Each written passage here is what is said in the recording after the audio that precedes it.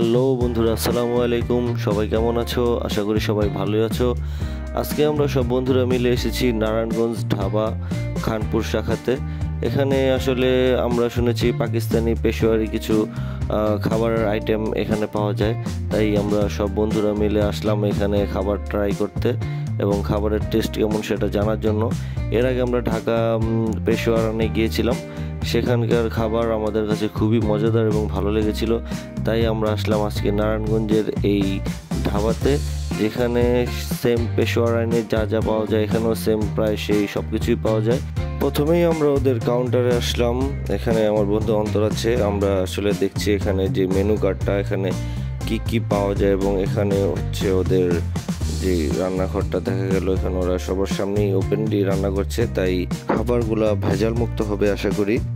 এখানে হলো ওদের কাবাব বানানো হচ্ছে যেই চিকেনগুলার, আর এখানে যে সেই কাবাবগুলো অনেকগুলো আইটেম ঝুলানো আছে, এখান থেকে নিয়ে নিয়ে ওরা ওদের যেই চুলা আছে সেখানে রান্না করে। এবং আমরা একটু রান্নাঘরের ভেতরটাও দেখলাম।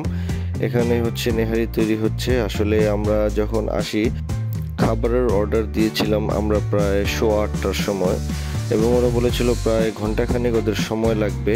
ওদের নেহারিগুলো হতে আজকে নাকি অনেক সময় লাগছিল, তাই আমরা ওয়েট করছিলাম সবাই। আসলে এখানে ওদের দোষ দিয়ে লাভ নেই, নেহারি ব্যাপারটাই এরকম, একটু সময় নিয়ে রান্না করতে হয়। এবং অবশেষে প্রায় ঘন্টাখানেক পরে আমাদের খাবার আমাদের কাছে পৌঁছলো, এবং আমরা অর্ডার করেছিলাম গোশত নেহারি। এটার প্রাইস ছিল 290 টাকা করে পার প্লেট, এবং সেই সাথে ছিল মুরগ মাখানওয়ালা। আমাদের হৃদয় ভাই খুবই খুশি খাবারের স্বাদ সে সবার আগে ট্রাই করে আমাদের, এবং সে জানালো তার খাবার খুবই ভালো লেগেছে। এবং সবাই দেখছে, অন্তর দেখছে মুরগ মাখানওয়ালা। এখানে আসলে যে এটা এই মুরগ মাখানওয়ালা, এখানে প্রায় 6 পিসের মতো চিকেন থাকে বাটার দিয়ে তৈরি, এবং এটাও খেতে খুব সুস্বাদু। আমরা পেশোয়ারানি গিয়েছিলাম, সেখানেও এটা নিয়েছিলাম এবং এখানেও ট্রাই করে দেখলাম। দেখুন কি গরম চুলা থেকে নামিয়ে সাথে সাথে সার্ভ করা হয়েছে, এবং আমরা সবাই খুব অধীর আগ্রহে এই খাবারটার জন্য তখন ওয়েট করেছি, এবং সাথে সাথে আমার খাবারটাও এসে পড়লো। এবং এই নলির এই যে বাটিটা দেখে আমার মনে হলো আমার এই অপেক্ষা করাটা এখন সার্থক হয়েছে, কারণ পরিমাণ অনেক বেশি ছিল।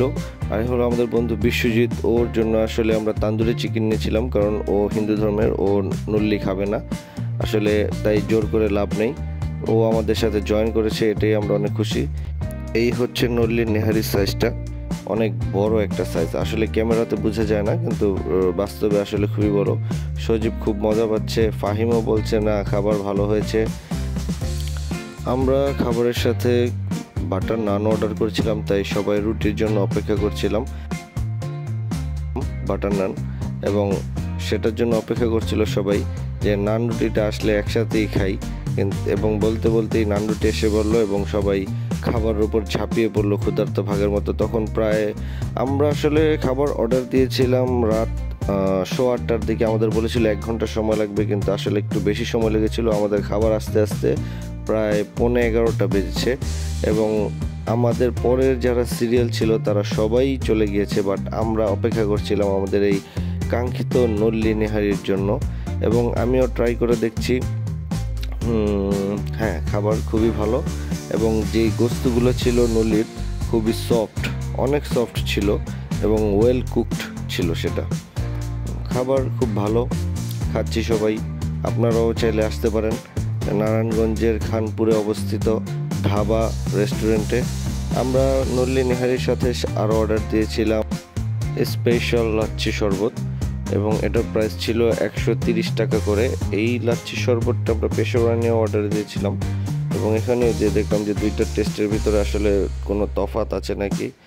এখন আমরা দেখবো ফাহিম কিভাবে একটি গোস্ত খাচ্ছে। দেখুন কত মজা করে খাচ্ছে ছেলেটা। ফাহিমের খাওয়া দেখে এতক্ষণে বুঝলাম যে আমাদের আসলে নল্লি নেহারি খাওয়াটা সাকসেস ছিল। আসলে নল্লি তো এভাবেই খেতে হয়, ঠিক না? হাতের কবজি ডুবিয়ে যদি নল্লি না খাওয়া হয় তাহলে কি নল্লি খেলাম। এখন সবাই বাটার চিকেনটা ট্রাই করছে, যেটাকে ওরা নাম দিয়েছে মুরগ মাখানওয়ালা। ঢাকার পেশোয়ারানেও এটা এই আইটেমটার সেম নামে ছিল, এবং এখানেও সেম নাম ইউজ করা হয়েছে। আসলে আমরা খাবার প্রায় শেষের পথে ছিলাম, সবার খাওয়া দাওয়া ছিল। হৃদয় বলছে যে আসলে এখান থেকে পেশোয়ারানের খাবারটা বেটার ছিল, তবে এখানকার খাবারটাও যে একবারে মন্দ এরকম না, আসলে মজাদার।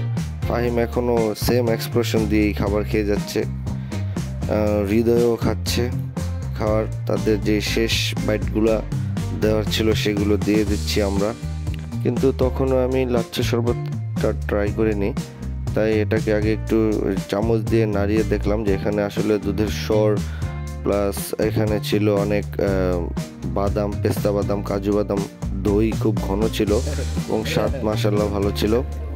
এখন সেই স্পেশাল মুহূর্ত, নল্লির ভেতর থেকে বোন মেরো বের করে খাওয়া। আমার কাছে নল্লি খাওয়ার সার্থকতা হচ্ছে এই বোন মেরোটা খাওয়া, এটাই আমার সবচেয়ে ফেভারিট নল্লির ভিতরে। দেখো কি সুন্দর এবং কত বড়, ওয়াও, অনেক স্বাদ। তোমরাও এসে খেয়ে যাও, শান্তি। খাওয়া দাওয়া প্রায় শেষের পথে বন্ধুরা, তোমরাও চাইলে আসতে পারো নারায়ণগঞ্জের খানপুরে অবস্থিত এই ধাবা রেস্টুরেন্টে। এখানে সবাই খুব আরামের সাথে খেতে পারবে, যদিও খাবারটা বাহিরে বসে খেতে হয়, কারণ এটা এখানে জায়গা খুবই কম।